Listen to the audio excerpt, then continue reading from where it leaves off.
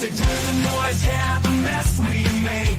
Machine Pun Kelly, get caught in the fake. Facts and logic with a twist of chest. Strip it down to truth, yeah, forget the rest. Humor pulls the lies right out of the park. Look beyond the shadows that set the dark. Sparks of laughter fire up the night, bringing clarity where they blur the fight. Cut through the chaos, yeah, the tangled lies. Machine Pun Kelly with a set of clear eyes. Truths and jokes gonna rock this show. Step into light where the real facts flow.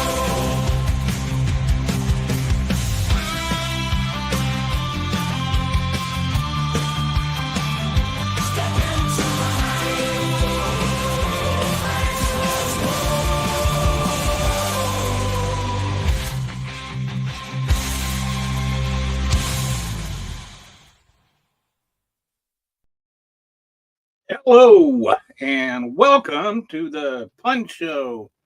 I'm actually feeling pretty good today. I had a horrible week for most of the week, but I don't have a headache this morning and I don't have any tummy problems and actually feeling pretty good.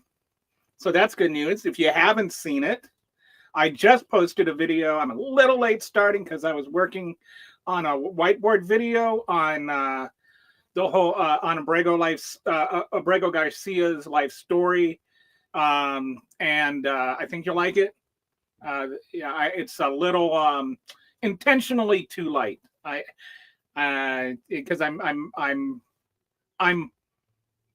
mocking the Trump administration with the entire thing. But go ahead, take a watch. It's like 4 minutes long. Just do it after this show, and then I'm also on that topic. I'm after this I'm going to work on another. I don't think it'll be a whiteboard video. I think it'll be like a regular video, but I'm going to go through and I'm going to address the top 10 talking points from the right on that whole situation. It's like that thing has just gotten entirely out of hand. But I'm going to take a break from that for right now, and I'm going to talk about the economy. And not just the economy, the stupid economy.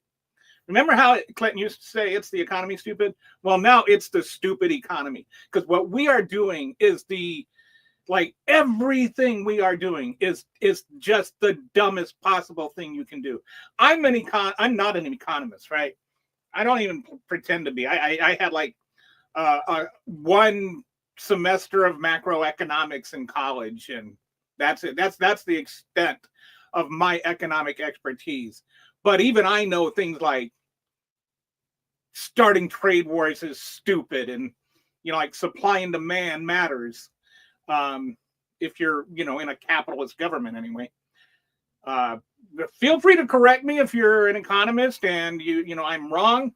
But I have not seen a single credible economist, and by credible I mean somebody that's actually got an education in economics that isn't on Fox News, parroting Trump's stupidity. And even the ones that try to defend him a little bit are just like still just defending kind of the notion of limited tariffs as though that's what's happening here. But fortunately today the stock market is closed, so we don't have like that taking a dive because it can't. Good Friday, happy pending Easter to those who celebrate. Anyway, I want to share this thread with you from someone named LSW. I'd never heard of her before, but this thread made me follow her. I hope you can follow her. I'm going to share this with you. She's on Blue Sky. And let me... This one. Okay. I'm going to share this with you. I'm going to kind of go through and read. This is what made me want to talk about this today. It was actually a couple of days ago. And so I've been like chewing on this. And then yesterday, some other stuff happened. So I'm just going to go through this. I don't think we fully have understood the scope of the stupidity of Trump and the economy. And, I used the metaphor, we're about to get a train run on us. And I mean exactly what you think I mean by that. And I know it's crude and kind of gross to say it that way, but I tried and tried. I could not think of a better metaphor, because that is going to be what happens. We're about to get screwed in every whole 6 ways to Sunday by the entire world. So let me go ahead and just elaborate on what I mean by that. So LSW attended a Brookings Institute economic seminar on the global response to the current administration. I'll post brief takes in a thread. Please answer the end questions. The EU plans decoupling their trade and security policies from the US. This isn't a brief pause, but the plan for their futures. All right, you get that? They are not negotiating with Trump. Whatever he says, whatever his lies are, they're not sitting there on the phone with Trump. They hung up on Trump and they're having a group call with one another. They are not talking to him. The current administration isn't just attempting to negotiate trade agreements, but also using other tactics of pressure that threaten security. So not just our security. She goes on and explains. China has zero intention to negotiate at all. Let's go around. They expand their reach. China has zero intention to negotiate at all. Last go around, sorry. And they expanded their reach, and less than 14% of their trade is with the US. Okay, so she's saying China does not actually, only 14% of their trade depends on the US. And so for them to go and jump through hoops for the US when they can just take this opportunity to go and take over influence in other countries would be stupid of China. China benefits from this trade war, not us.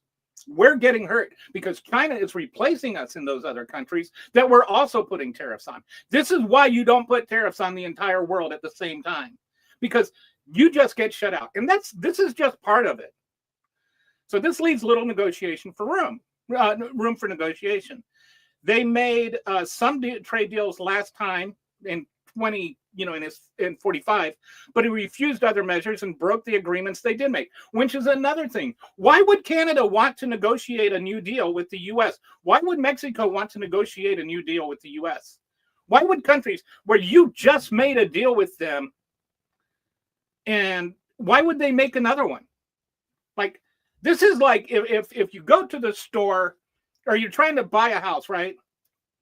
And you say, okay, I'll give you 500,000 for that house. And they say, okay. And then as you're signing it, they're like, yeah, I think it's going to be 550,000. How many times do you go up before you don't sign the paper? Like, that's not the art of a deal. That's the art of stupidity.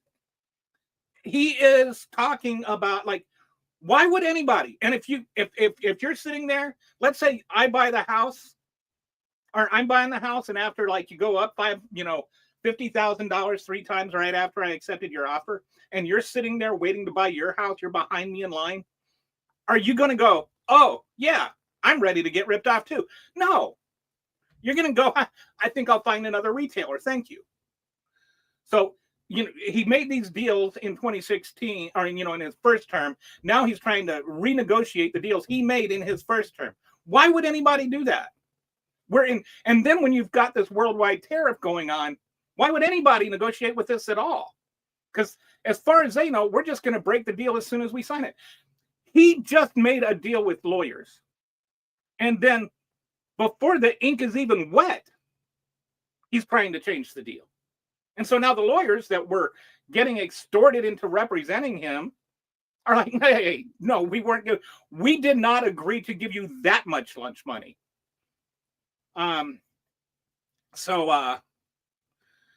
They have consistently violated the WTO and CPTPP standards and rules.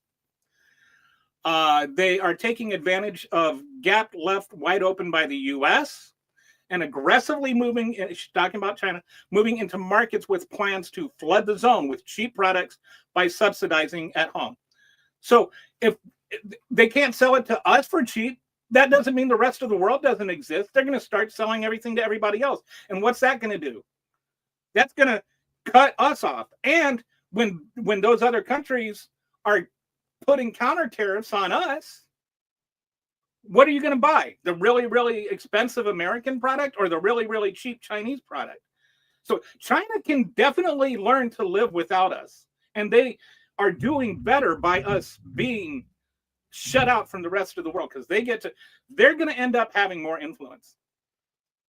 So like the true like we talk about the stupidity of the tariffs just in terms of how much it's going to cost us and whether or not they're going to, no, it's so far beyond that, because we're only looking at the tariffs in terms of how they affect our imports, and we're not looking at the tariffs and how they're going to affect our exports. And our exports are going to kill us. We are not going to like somehow reduce trade imbalance by making it so that we can't send anything anywhere in the world. The only balance we'll have is no imports and no exports. They are taking advantage of the gas. Okay. And have been levying sanctions. Oh, so the EU is levying sanctions against us, I think. The EU has some plans for this for both US and China.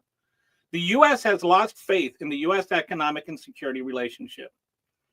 So we've burned our bridges with China. We've burned our bridges with the EU. Mexico has some hopes for the USMCA, United States-Mexico-Canada agreement, but also plans for decoupling and expansion elsewhere going forward, particularly Canada. So now Mexico and Canada is like, let's just skip the US and just do trade with each other. Then you've got, so it says, particularly Canada, 40% of Michigan and Wisconsin's exports go to Mexico. So if you cut 40% of Wisconsin and Michigan's exports, what do you think that does to their jobs, right? Like, what do you think that's going to do to the unemployment in those states? They're going to be like, oh, we'll pay you to just make stuff that we can't sell because the idiot tariffs are so high. All right. So the impacts of those states will be significant. Mexico is repeating with individual states such as these. They are being pressured in these trade talks to supply drug cartel leaders and demands. They have sent, I don't know what that means. They have sent 20 to the U.S. so far. Oh, okay. So I think he's saying, like, it's saying that Trump wants the drug cartel leaders, and so they've sent 20 to the U.S. They've extradited 20. And deployed their military to the border to address the requested fentanyl issues. They are also under pressure from China. Japan has invested there and plans for more cooperations in the future. Yeah, on this whole fentanyl thing, wasn't Biden already bringing fentanyl down? Wasn't he already working with Mexico to help with that? I think, if I remember correctly, there were actually more people. Like, he had negotiated a better deal for that than Trump. So I don't understand what Trump is trying to do there. But Japan is completely dependent on the U.S. for security. After World War II, Japan basically wasn't allowed a military. And the U.S., has military bases in there. We've supplied their military since World War II, basically. And so Japan, as a result, is completely reliant on the U.S. for their national security. And so they don't have much choice. Like, they can't just cut off ties with us. And so they're suffering as a result. They have high inflation, and the U.S. admin's impacts their middle class will be great. And this is like with Japan, if inflation is going up for them and we're importing Japanese cars, and the Japanese cars we're putting on have a high tariff, that means that their cars are going to be that much more expensive than us, because they're going to be more expensive to build, then they're going to be more expensive to sell. So then that means Japan's going to have less money because they're not going to be able to sell their cars, which means their middle class is going to be losing jobs and their employment rates are going to go down, which means that they will have less money to buy stuff from us. This is really why I want to talk to a macroeconomist,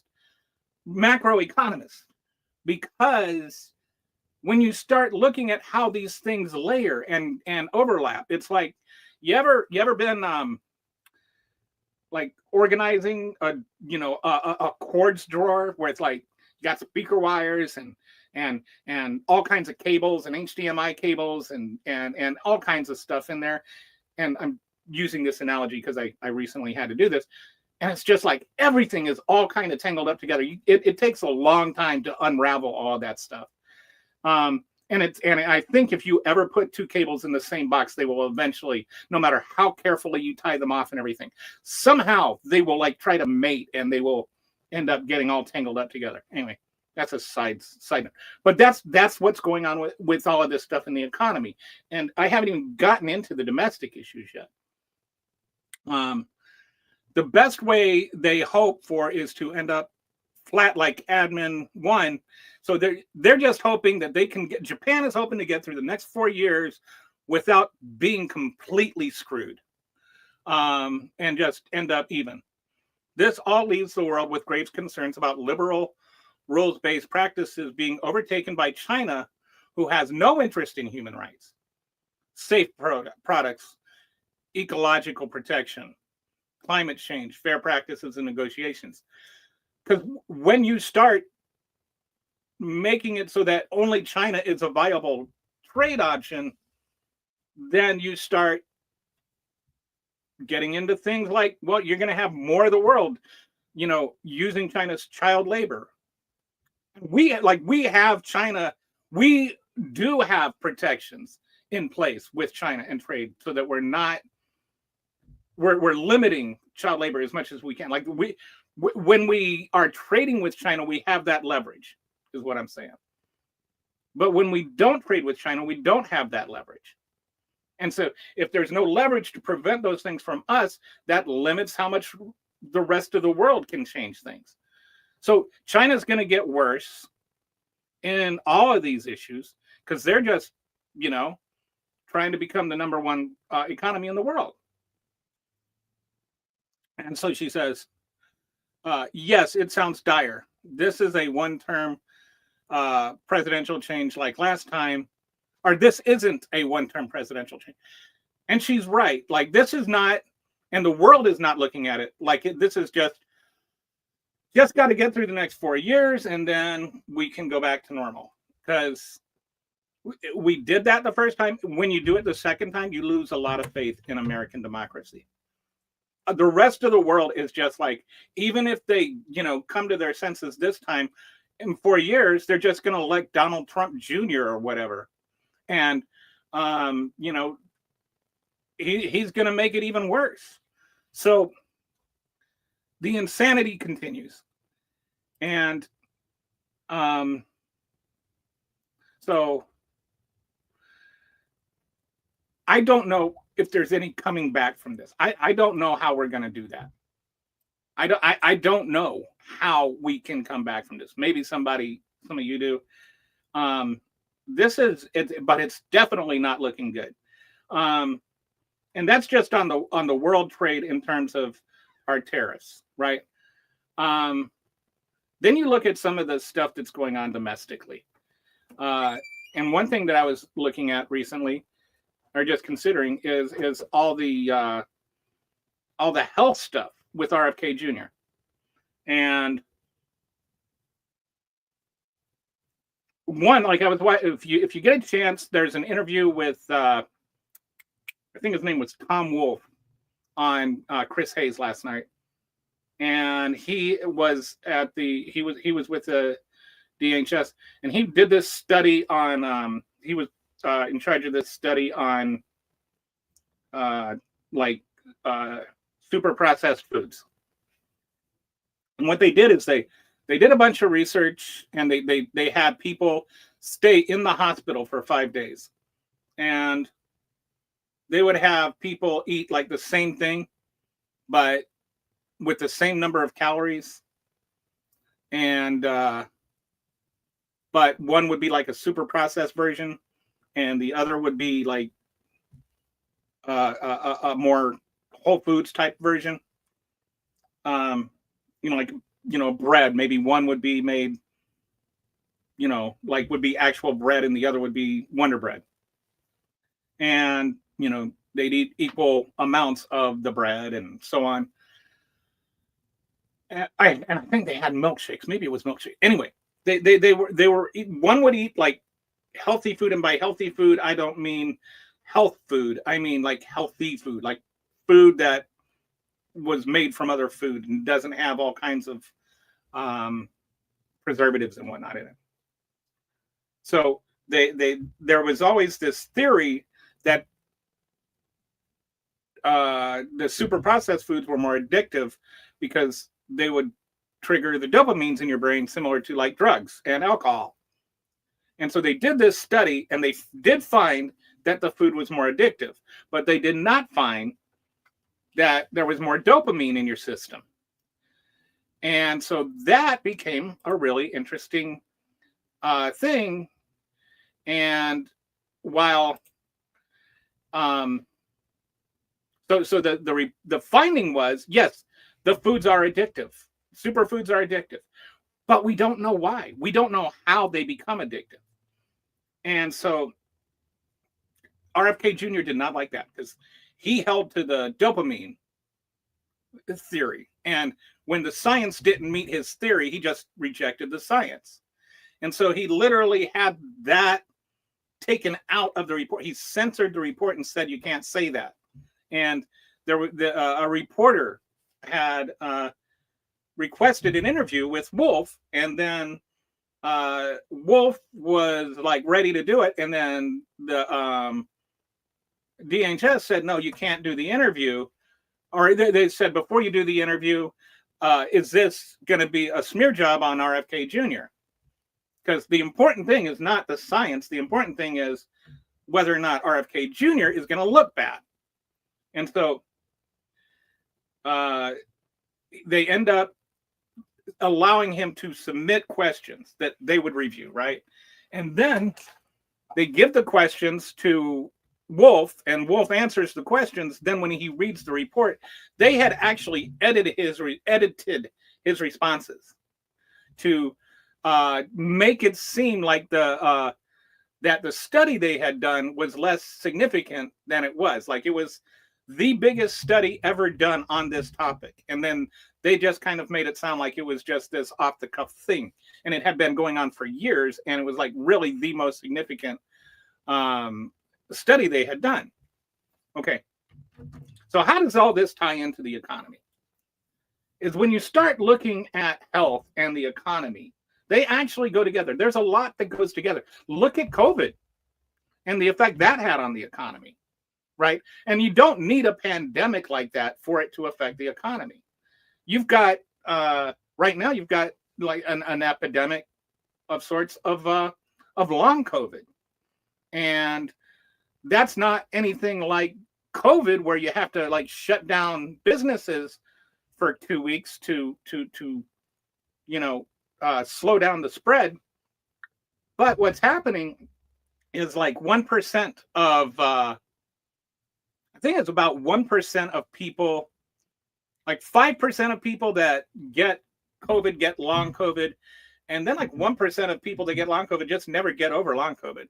And that has, depending on who you are, it can have more severe effects. Some people lose their taste, which would suck. Some people just like cannot work anymore. And so there's some people that have disability for long COVID. They can't earn a living. They just can't.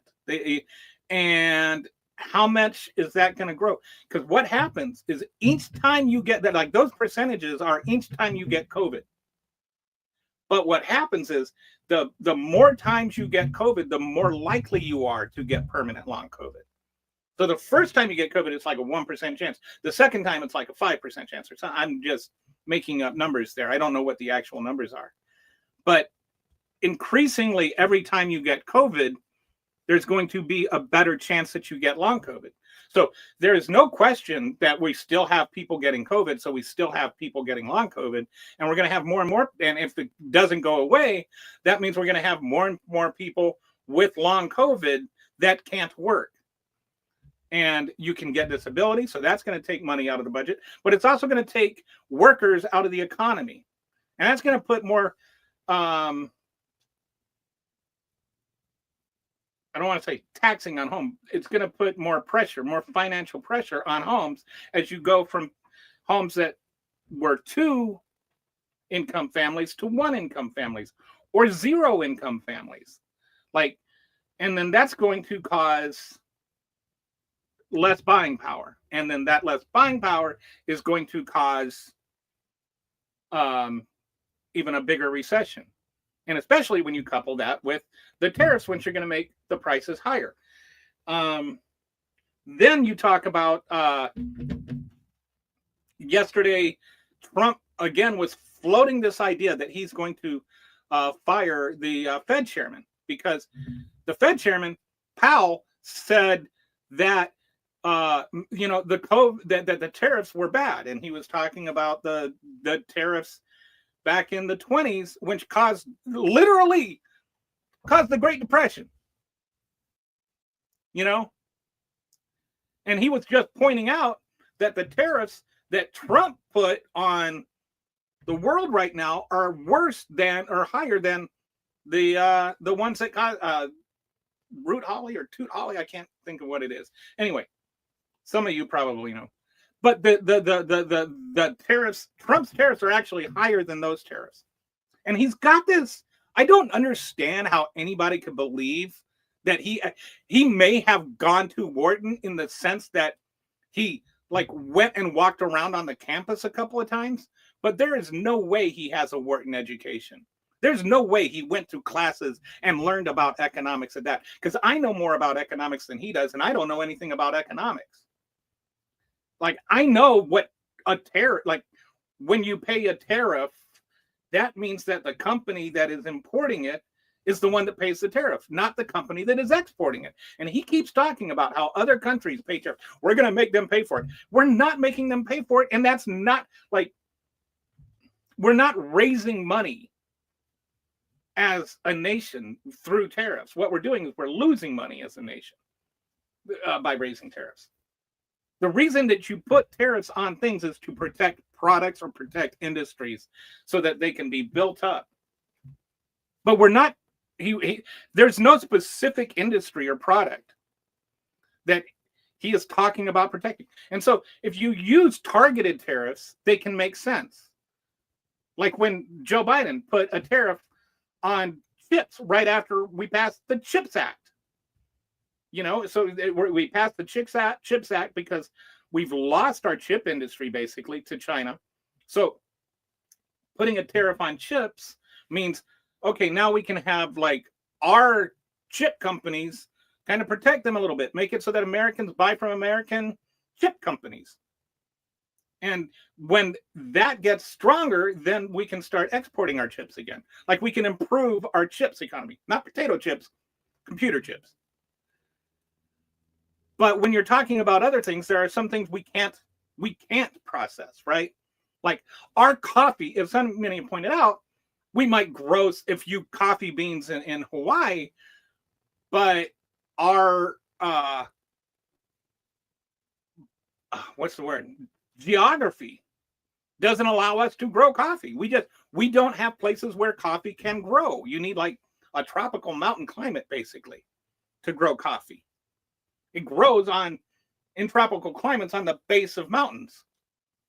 So we do not have the ability to grow coffee. So why put a tariff on coffee? What good is that going to do? It's not going to improve our coffee bean or exports because we don't export coffee. So we were talking, and then so back to Powell. He's pointing out that these tariffs are not a great idea. And so then he starts talking about Powell.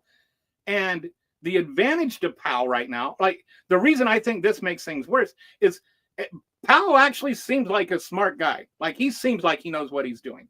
And like my brother, who by the way is running for state representative, so I'm gonna put a link in there. And so if you want to donate to his campaign, he's donating for he's running for the 44th district in Texas for state rep. His name is Steve Schwab, and he actually did go to Wharton. He got a PhD from Wharton in I can't remember what it's called, but like his is more microeconomics and specifically related to hospital administration and stuff. But he knows enough about the economy to he's still, you don't get a PhD in economics without learning some macroeconomics. But he's reasonably impressed with Powell too. So I asked him, do you like Powell? And he's like, yeah, I think so far I've everything I've seen is good. So Powell is saying things that Trump doesn't like, but the rest of the world recognizes as true. And so then Trump starts floating that he's going to fire Powell, which he can't do. There's no system by which he can do that. And then he insists he can, but he can't. And you've got people going on the news last night talking about how he can and how Powell's job is to just parrot whatever Trump says, which would mean if somehow he were to force Powell out, whoever the next Fed is, whoever the next chairman of the Fed is not going to be independent. And the chairman of the Fed is independent for a very, very, very important reason. Because you don't want the chairman of the Fed to be subject to the president. Because the president is going to be worried about things that the Fed isn't. Like the Fed is trying to keep a stable economy. The president's going to be just worried about, like, is unemployment low or is inflation too high? And so he's going to be like trying to manipulate the economy through overly aggressive, and especially with Trump, they're going to be overly aggressive with interest rates, right? He was talking about just in the campaign, I remember he was talking about bringing them down to zero. Well, if you do that, inflation or unemployment, inflation's going to go through the roof. And when so let's say he fires Powell, drops the federal interest rate down to zero, and then inflation goes through the roof on top of the tariffs, right? Not just the tariffs by themselves, but then on top of the tariffs. And debt will go through the roof along with all of that.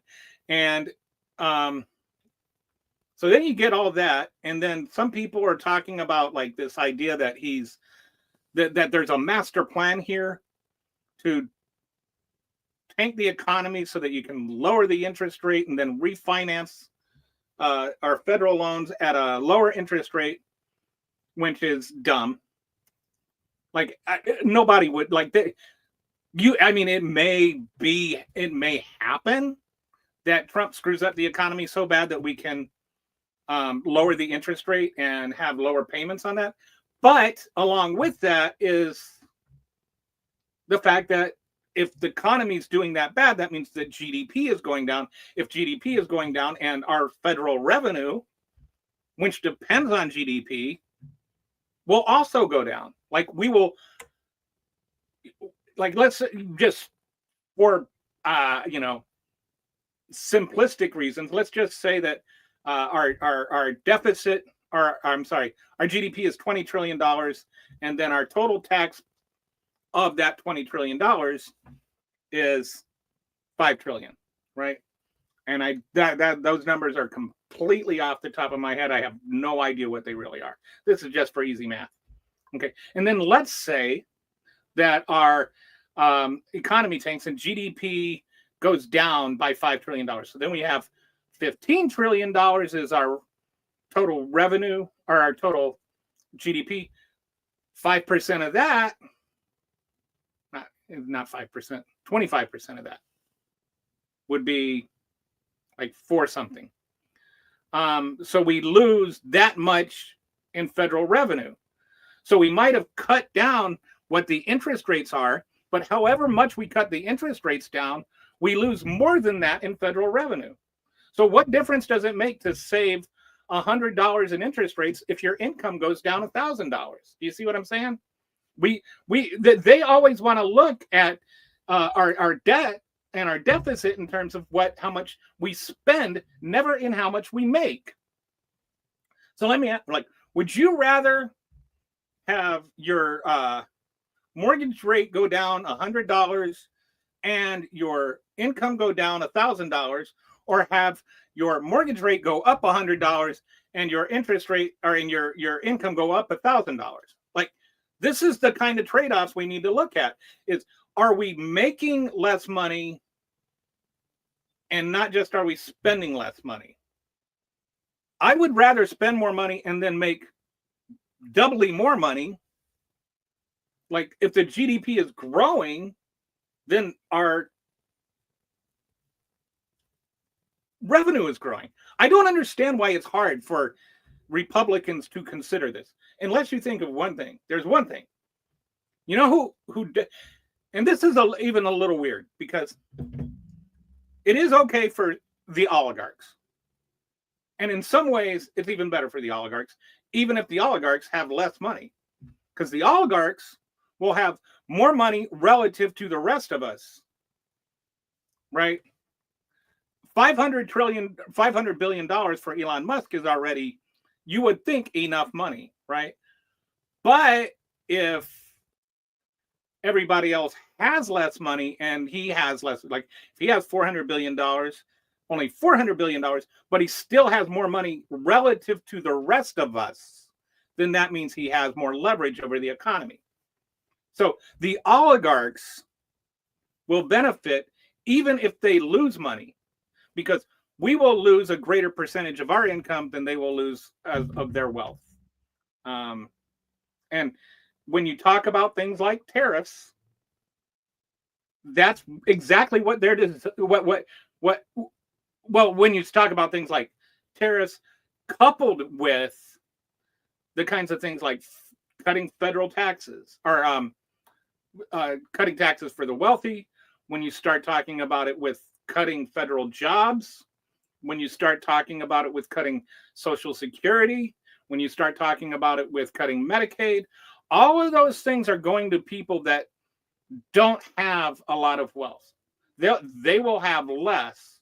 So even if Elon Musk loses money, he will still have a greater piece of the pie. And that's what it seems like everything is designed to do.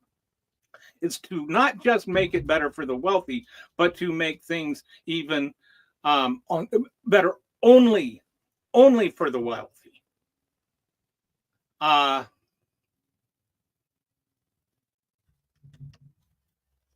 So, you know, like, that's another aspect of it. And then when you look at the whole Doge thing, and that's not just, you know, like cutting. It's like, well, cutting and then not cutting and then cutting and then uncutting. And you're talking about what was the other thing? The IRS. And they cut funding for the IRS, but what is the IRS doing? They are they're not doing the audits of the super wealthy anymore. And yes, it costs money to audit the super wealthy. You know who it doesn't cost to audit? Me. You know why?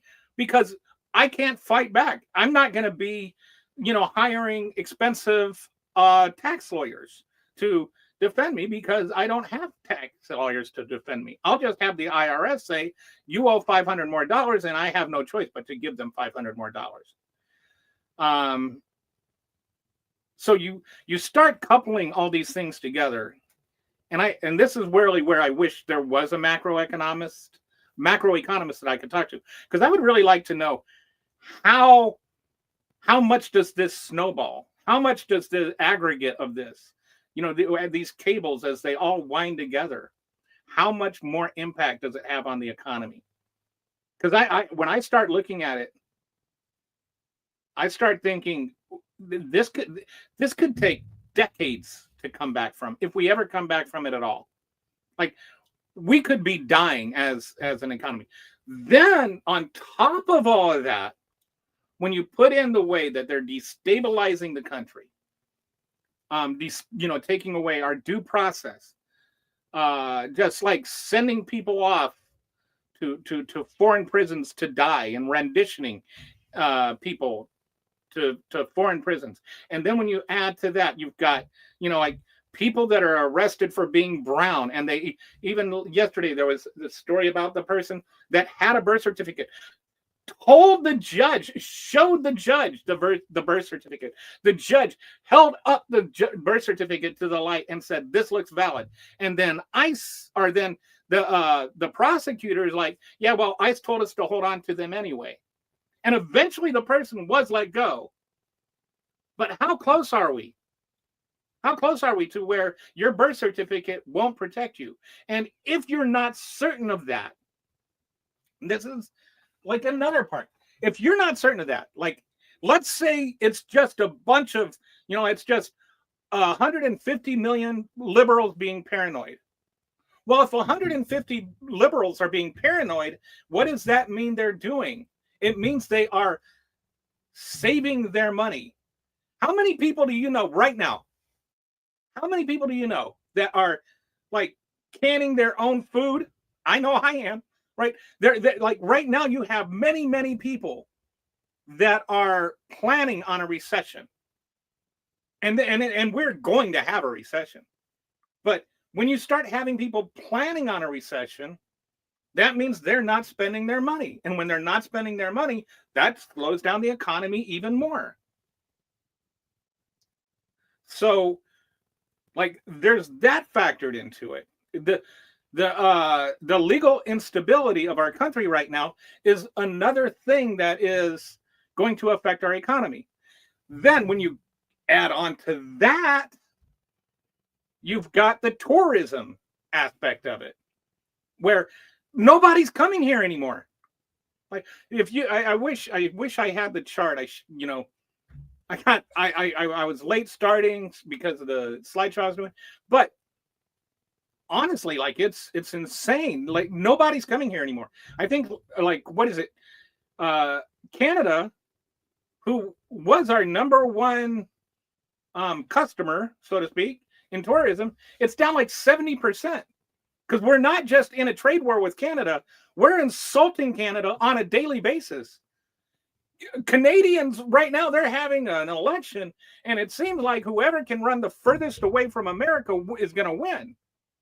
And that's our closest ally throughout our entire nation's history, that we pissed them off that much. So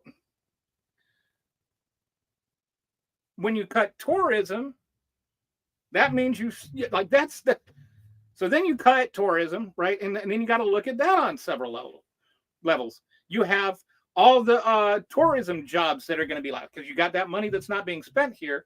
Then that's tax money, right? It's not just money. That cuts revenue. And it doesn't just cut revenue to the federal government, it cuts money to the state governments and the local governments. And then if the local governments don't have as much money, then they need to get it from the state. And if the state doesn't have enough money, they're going to get it from the feds. But the feds are cutting money to the states, and then the states are not going to have money to give to the local government. So that means we're going to start losing all kinds of stuff.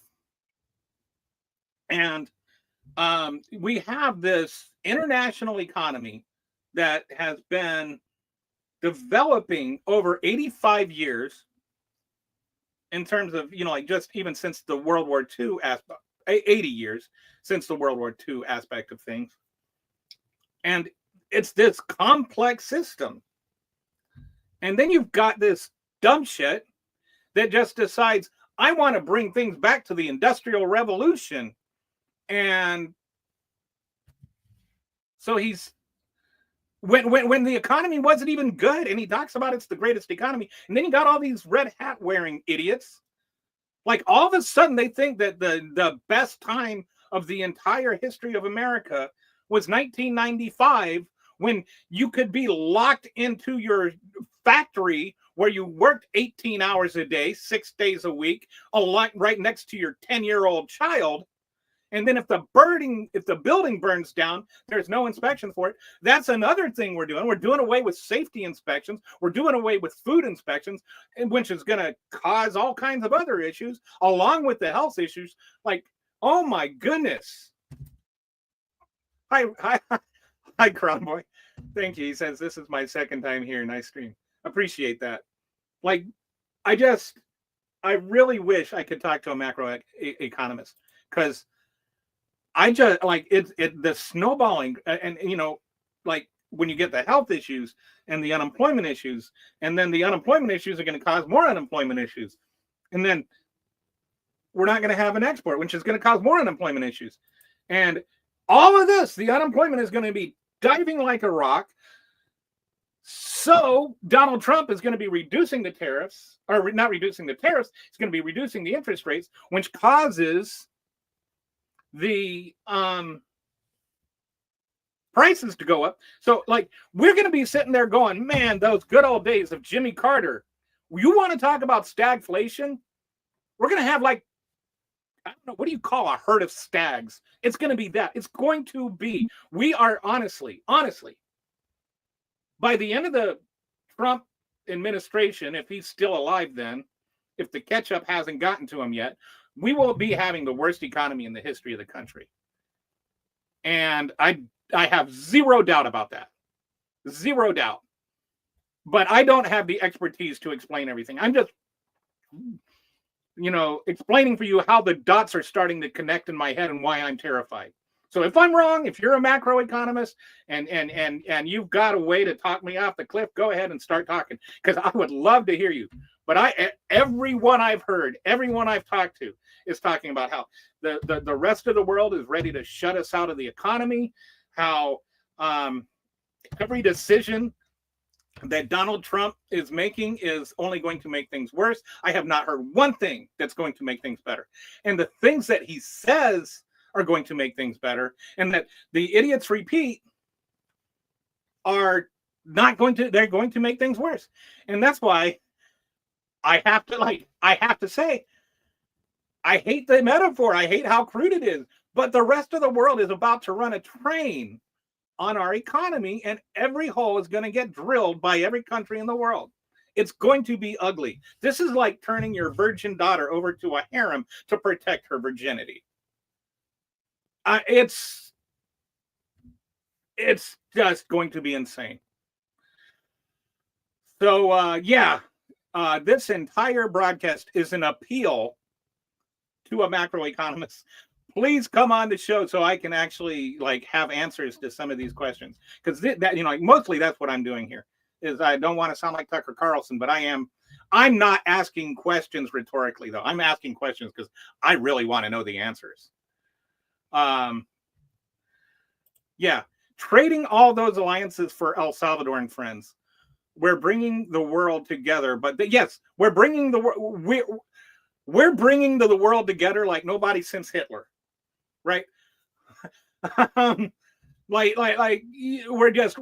bringing the world together against us, and there is a new, there's this authoritarian alliance going on between Russia and Hungary and El Salvador and Argentina and the U.S. We're with the bad guys this time. And the first time we could say, oh, it's not our fault. But this time, while there is a significant percentage of us that can still say that and will still fight, and is it April 19th that there's this massive protest? George Soros doesn't have that much money. There's only so much they can use that anti-Semitic bullshit slur. Things are going to get bad. And I think people are already starting to feel it. And is when the MAGA start feeling it, when they start seeing the prices really go up, when they start seeing their jobs disappear, that's when they will start turning. But it's going to be too late, because we have this government in place for the next 2 years, and we can't change that. That's just a sad reality. And the way they're going with people like Stephen Miller and Donald Trump and JD, the couch fornicator Vance, Not all of them are stupid, but it's all intentional. And I was thinking of this last night. The what's that movie? Oh, you ever just like totally drop a word? The TV show about the women that are forced to have babies and all that. The Man, why is it that I can't? Anyway, you guys know what I'm talking about. The one that's on Hulu. And it just started a new season. So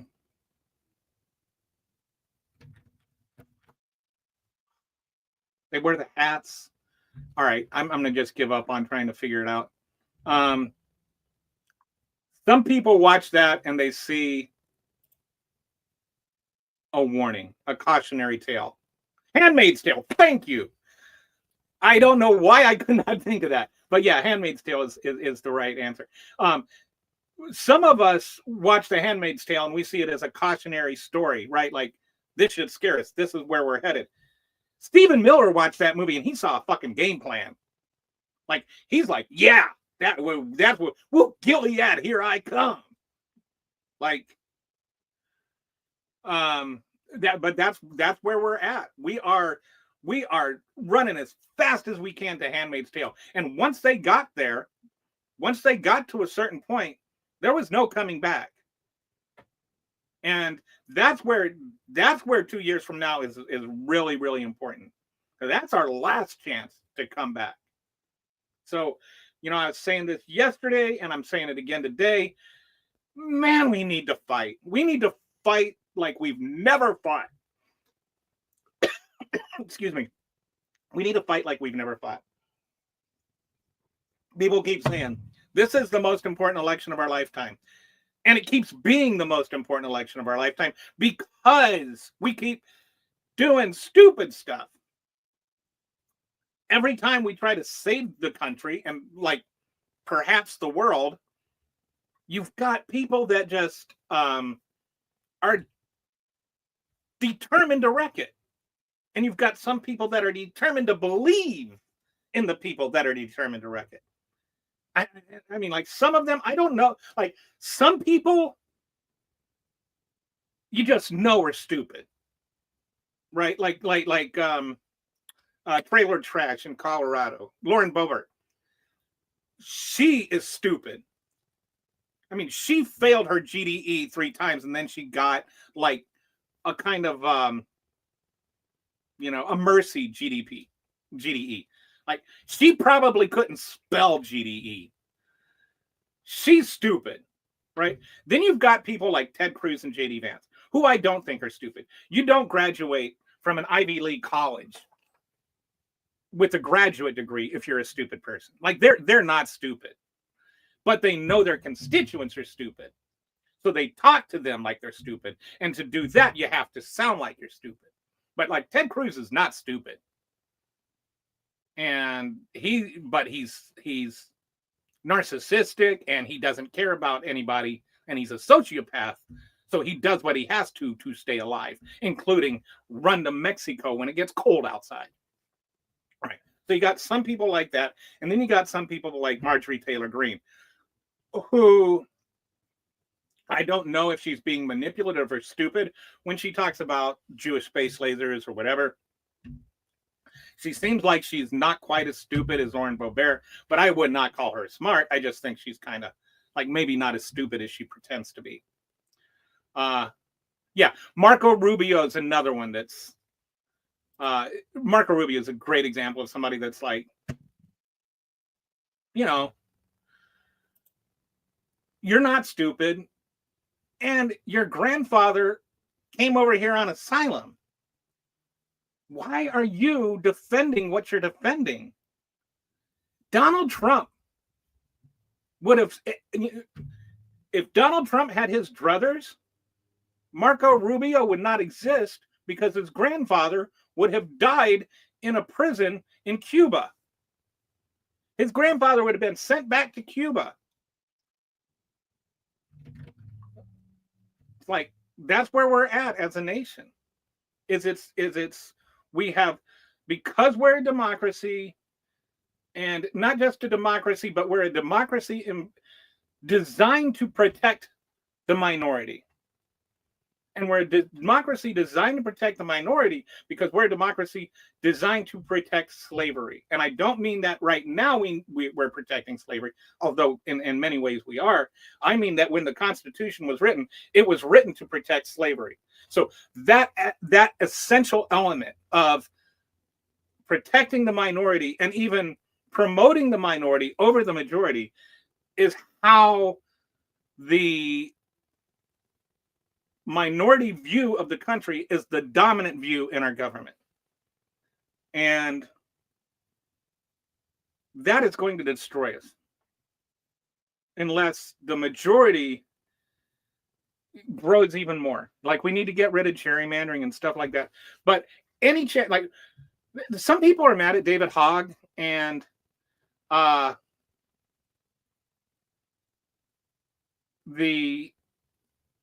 thank you. Real Cowboy says my politics knowledge is unbelievable.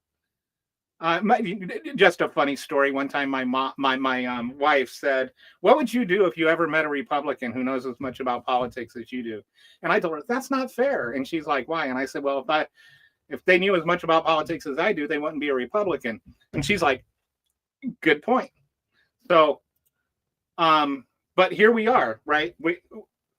We are a democratically elected government. I do think that, I've read the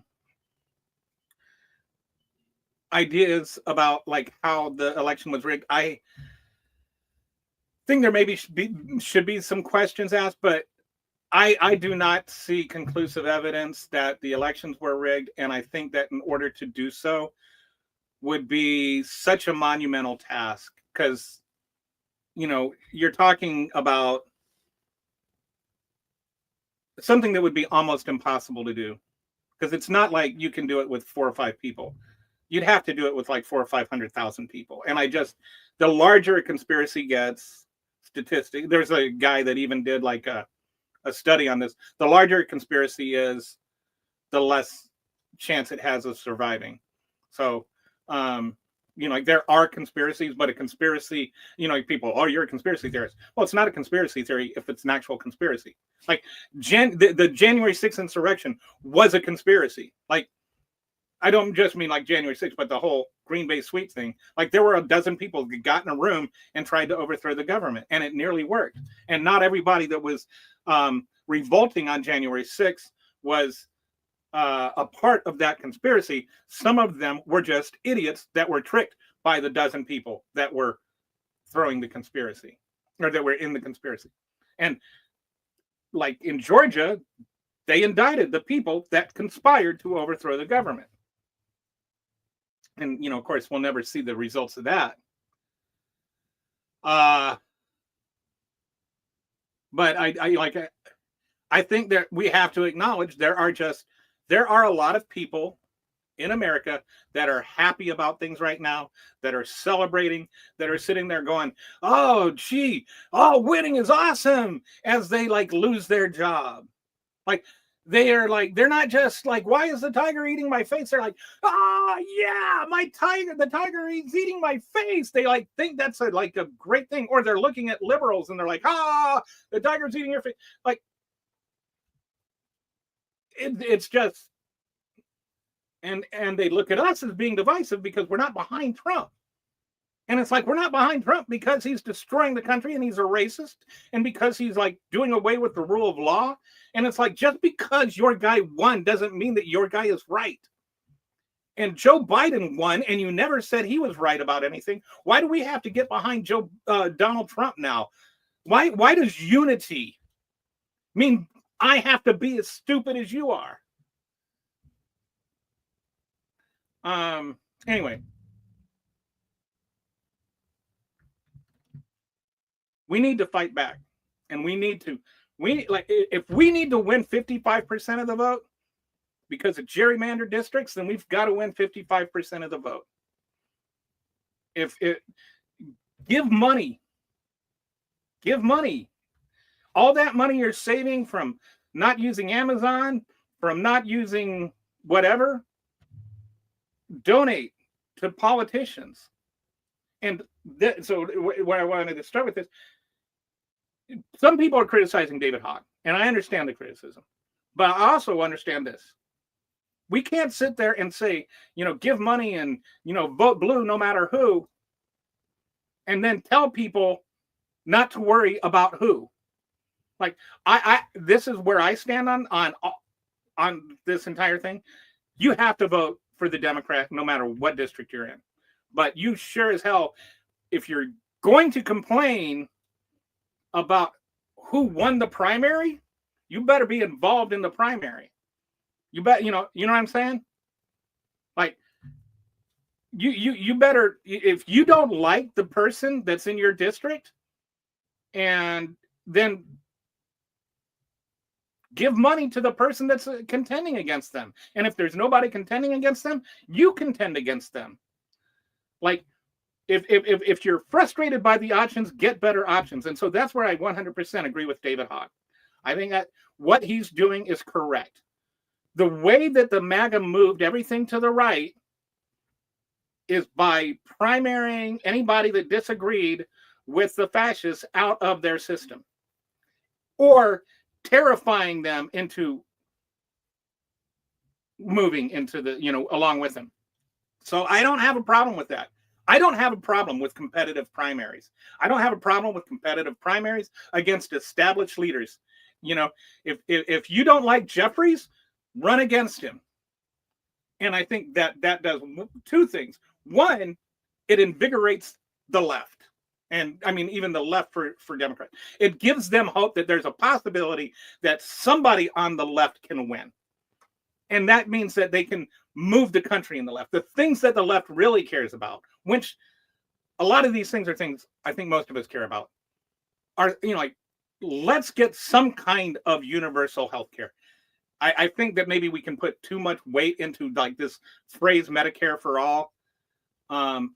There are different ways of doing it. There are better ways of doing it. There are worse ways of doing it. But if there's a way we can do it, that's what matters most. So there's things like that. And if we want to invigorate the left, if we want the left to show up, if we want younger people to show up, we need to give them hope. We need to give them belief in our democracy. And the way to get them to believe in our democracy is to show them their participation matters too. And I can tell you one thing, I had a lot more energy when I was 25 than I did when I was 55. And that means I could do more. So I'll also say I've got a lot more wisdom at 55 than I did at 25, right? So it doesn't hurt to have both. But we can't demean or diminish the efforts of the younger ones, the younger people, out of this idea of like political stasis, to where like Democrats, if you've already won your seat, you've got to stay there. And Hogg is not going after like the really competitive districts. He's going after the ones that aren't competitive. I don't know which ones he's targeting, but we need to do something, right? We need to break out of this shelter. We have like the Democrats have 27% approval rating, but that's nationwide, and I think that gets a little overstated, because like half of the people are Democrats. So 27% of the Democrats' approval is like 54% approval from Democrats. Whereas the sycophants, just whatever Trump does is right. Like Democrats are a little different in that we have a range of political ideas and views. And, some things are just really not that simple. Some things are nuanced. some things like Gaza, and is it genocide? And this is like another. So like I think this is a great example of what we need to do as the left to learn to talk about things like Gaza instead of running around screaming genocide, Joe. Like, no Democrats that I've heard are like encouraging Israel to go in and murder children, right? To say that it's like the pro-genocide party is, or you think like Kamala Harris or Joe Biden were like for genocide while they were trying to say stop committing war crimes. I think that's like a little over aggressive. But that doesn't mean that Israel isn't committing genocide or that we're not sending Israel weapons so that they can defend or that they can commit genocide, right? But the other side of that is there is a political cost. And so if you start saying we need to cut off all aid to Israel, what percentage of the Democratic voters are Jewish? And so we lose the voters that are offended about Gaza, and I understand why they are. But if we go the other direction, then we lose the voters that would be offended by abandoning Israel. And Israel was attacked. Like it's not, but Israel was not attacked by Gaza. Israel was attacked by Hamas. And then Hamas had Israeli prisoners there. And they were hiding them with Gazan children. And the Gazan children were the ones that were dying, not Hamas. But they were, in part, some of them, in some cases, using them as shields. And so it's not like Hamas is right. And it's not like the majority of Israel is in favor of what Israel is doing. They're trying to get Bibi, like a lot of them want Bibi in jail, right? So it's not even like you're pro-Israel or pro-Hamas, but that's the way that, the way it gets represented sometimes is you're either for Bibi or you're for Hamas. And it's like, can't you be for peace? And, an election in Gaza that's a free and fair election where they have a right to self-determination. They haven't had an election since like 2000, I want to say 2004. And half the population is not adults. And so, what percentage of the population was even able to vote the last time they had a vote? And for years they had things like they couldn't import nutmeg. It's like the degree to which Gazans suffered, and I don't mean Hamas, but some of that suffering was because of Hamas. And